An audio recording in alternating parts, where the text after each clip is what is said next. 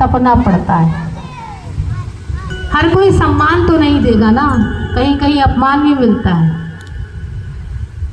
तो कहा सूरज ने कि भले ही तपना पड़े, भले ही जलना पड़े, लेकिन मेरा काम है प्रकाश देना, मैं तो प्रकाश ही दूंगा।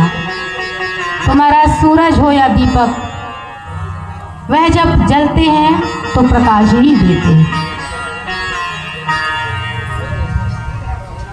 श्रीमद् भागवत के प्रथम स्कंद में यही वर्णन आया है। व्यास जी कहते हैं सत्यम परम धीमहि, हम उन सत्य स्वरूप परमात्मा का ध्यान करते हैं। तो किसी ने कहा व्यास जी से कि आप सांख्यों की प्रवृत्ति का ध्यान कर रहे हैं, सांख्यों की प्रकृति का ध्यान कर रहे हैं महाराज। तो व्यास जी ने कहा नहीं, प्रकृति तो जड़ है, हम तो उन परमात्मा का ध्यान करते हैं जो चेतन है, सर्वज्ञ है और सर्वव्यापक है।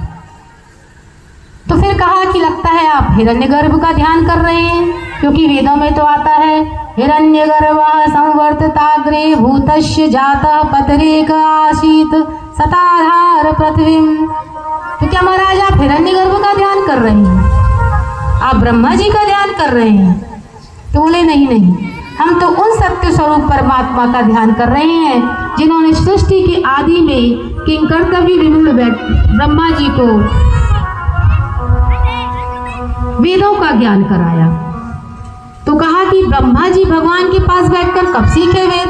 हमने तो कहीं नहीं पढ़ा कि ब्रह्मा जी भगवान के साथ बैठकर वेद पढ़ने गए हों या वेद सीखे हों। ब्रह्मा जी कब भगवान के पास बैठ कर के गणानां त्वां गणपति गुं हवामहे प्रियाणां त्वां प्रियपति गुं हवामहे निधीनां त्वां निधिपति गुं हवामहे वसुमं आहं जानि गर्भन्मा त्वं जासि गर्भधम्मा। कब सीखा वेद? तो व्यास जी कहते हैं नहीं, जैसे गुरु चेला पढ़ाते हैं ऐसे नहीं पढ़ाया। तो कैसे? तो कहा हृदय संकल्पेन तेने, भगवान ने केवल अपने संकल्प मात्र से वेदों का समस्त ज्ञान ब्रह्मा जी को करा दिया। जैसे गुरु चेला पढ़ाते सिखाते ऐसे नहीं सिखाया।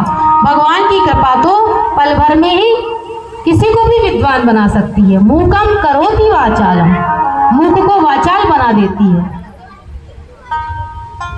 तो अपने संकल्प मात्र से समस्त ज्ञान ब्रह्मा जी को करा दिया।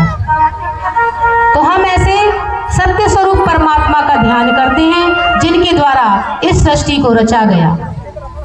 यह सृष्टि उन्हीं के द्वारा बनाई गई, प्रबंधक भी वही है और अंत में यही सृष्टि उनमें जाकर विलीन हो जाएगी।